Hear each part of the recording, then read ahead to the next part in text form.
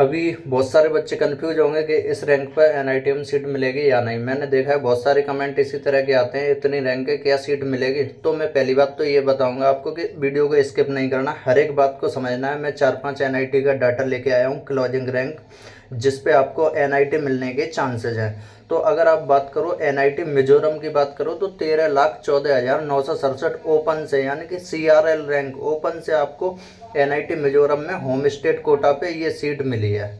आपको 13 लाख, समझ सकते हो आप। और फिर अगर अदर स्टेट का देखा जाए तो 57,895, अप्रोक्स 60,000 के आसपास आपको ओपन से सीट मिल रही है।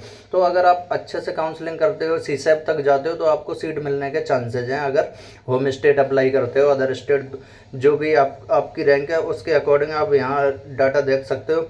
और ऐसे ही SC ST EWS OBC NCL, और बहुत सारे बच्चे कहते हैं PD वाला आप डाटा भी लेके आओ। तो मैं बता दूं कि PWD में बहुत सारी सीटें खाली रह जाती हैं। भाई अच्छे से अप्लाई करो, आप अच्छे से अप्लाई करोगे तो आपको सीट मिलने के आपने अगर क्वालिफाई किया है PWD से तो NIT में आपको सीट मिलने के पूरे पूरे चांसेस रहते हैं।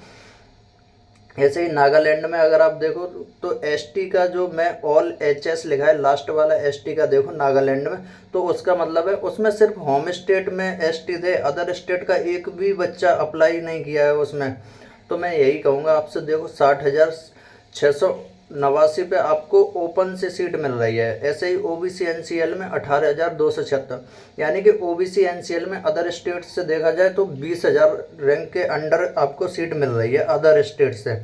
अगर होम स्टेट का लगा रहे हो आप तो मणिपुर में होम स्टेट से देखो 3,80,783 OBC की कैटेगरी रैंक है ये।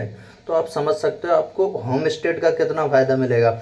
अगर आप किसी प्रॉपर होम स्टेट, आप इनमें से किसी होम स्टेट से हो या अलग किसी होम स्टेट से हो, तो आप उसे कमेंट कर सकते हो, आप पूछ सकते हो कि इस होम स्टेट से कोई सीट पॉसिबल है या नहीं। तो ऐसे ही EWS का, आपका EWS का कोई भी होम स्टेट अप्लाई नहीं किया है इन IITs में, इन NITs में। तो मैं आपको बताऊं ये सारे अदर स्टेट का डाटा है। अगर आप इसके अंदर हो तो आपको सीट पॉसिबल है किसी ना किसी NIT में। इससे अच्छा है फिर तो टॉप NIT की तरफ आप जाओ। ये तो लोअर NIT लिए है मैंने, जिसपे आपको सिर्फ लास्ट क्लोजिंग रैंक के लिए, लास्ट सीट के लिए जो मार्क्स चाहिए वो लिए है मैंने। अरुणाचल प्रदेश का देख लो, जो ओपन स्टेट का है वो है 61,897, और जो होम स्टेट का है वो 2 लाख है। आप समझ सकते हो। अगर आपको सिर्फ NIT चाहिए, आपको काउंसलिंग में अच्छे से बैठना होगा, काउंसलिंग का वेट करना होगा, हर एक राउंड का वेट करना होगा। ये नहीं है कि मतलब आपको पहले राउंड में सीट नहीं मिली तो काउंसलिंग लेफ्ट कर दी, तो ऐसा नहीं है। लास्ट तक आपको सीट मिलने के चांसेज हैं। तो मैं तो यही कहूँगा। और अगर मैं गर्ल्स की बात करूँ तो जहाँ आप OBC NCL मान लो, जहाँ 20,000 रुपये मिजोरम पे अदर स्टेट से मिल रही है, वहाँ गर्ल्स अगर होती तो यहाँ 26 से 27 से 28,000 तक सीट मिलने के चांसेस रहते हैं उस कैटेगरी में। ऐसे ही EWS का मतलब, इनका जो गर्ल्स बॉयज़ का डिफरेंस है वो काफ़ी रहता है।